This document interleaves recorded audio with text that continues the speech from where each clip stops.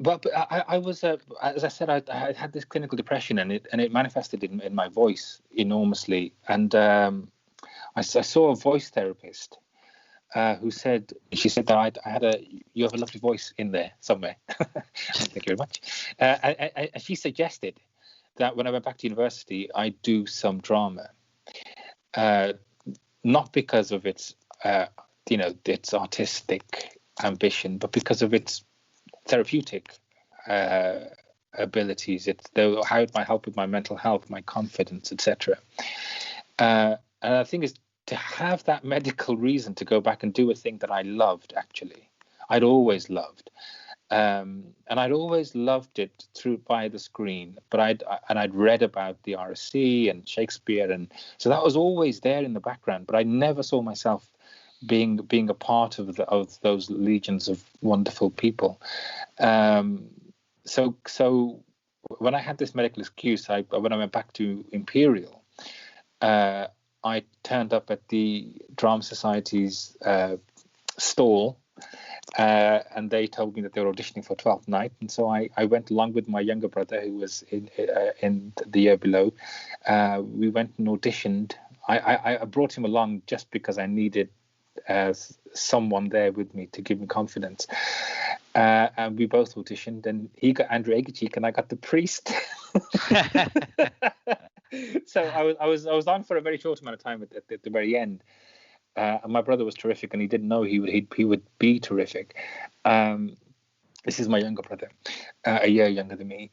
But so I had a lot of time to sit in that room and watch and be a part of conversations, and not have the pressure of performing until the very end. And I loved it. I absolutely loved how vulnerable people were with each other, the range of the conversations, how much the conversations were bedded in everybody's individual experiences and potential traumas, and just exploring that language. Well, I mean, literally by the time I finished 12th Night, which was literally the first three months of my time at university, I felt like I was on fire. Like I had a fever. I needed to do this. It was like a Damascus conversion. I suddenly found my reason to be and what I wanted to pursue. And so, I don't know why I thought I was qualified, but I went back to the drama department with Harold Pinter's The Homecoming and said that I'd love to direct this play and I think we should do this play. And I can only think the reason that I felt qualified was that I just cared about it so much. And I thought the qualification was that you cared more than anyone else in the room about doing it. Not that you were better at it or more qualified to do it, but just that you cared that much.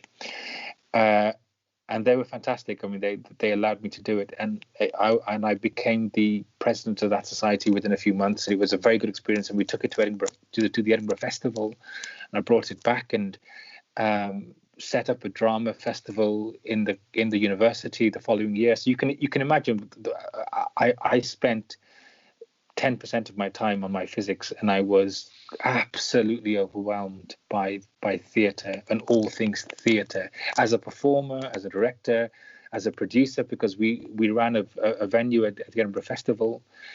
So I was managing that venue, as well as being at some point the treasurer, and then directing plays there and acting in plays there.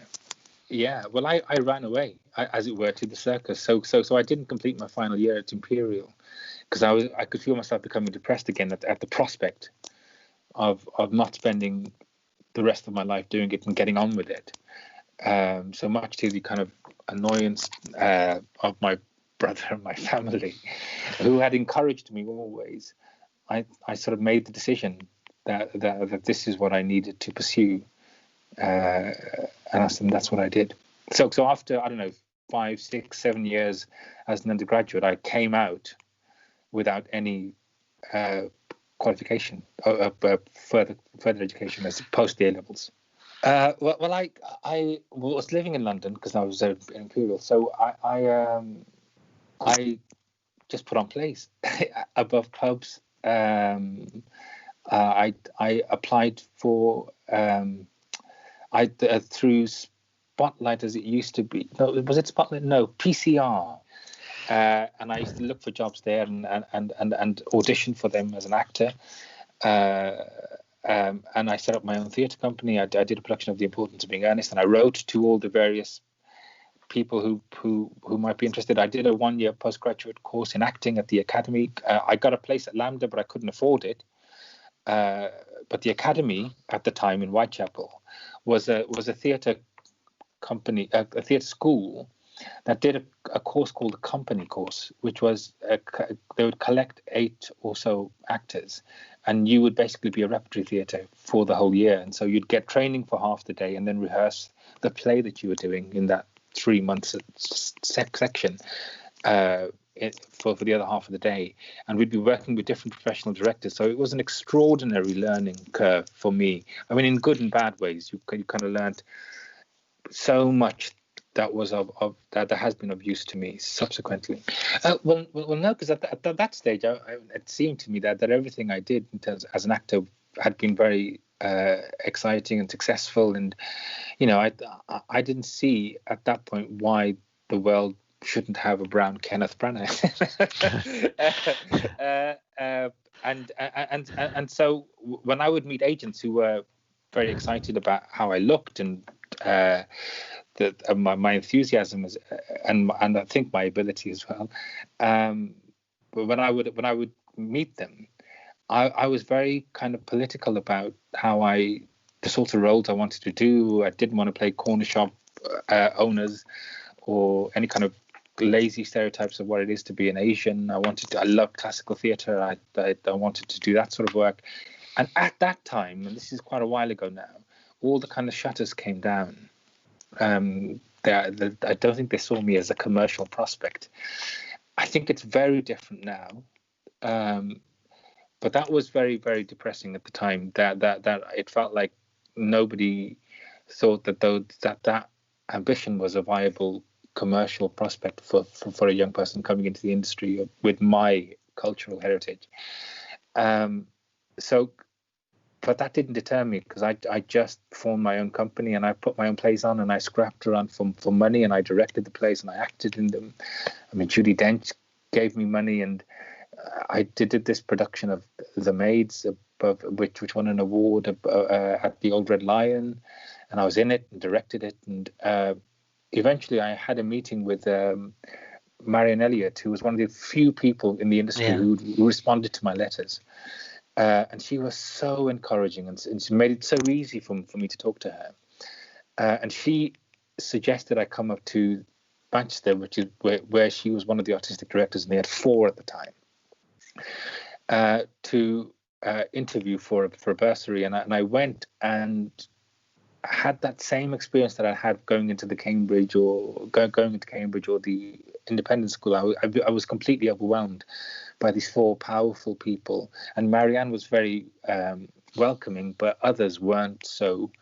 And I just felt I couldn't speak. I mean, they were asking me questions, but I didn't feel I had the license, the permission to say things in the way that I wanted to say them. And I remember her coming up to me afterwards and kind of asking me, was I okay, and what had happened. And I talked to her so eloquently when she met me personally, and I couldn't explain it. And she said, would you please do an MA? Just give yourself some time to work on yourself, not necessarily to acquire more technique, but to discover why it is you're doing what you're doing, and to have some confidence in your voice. And so that's what I did. I managed to find a way of doing an MA in theatre directing at Middlesex, and that changed everything.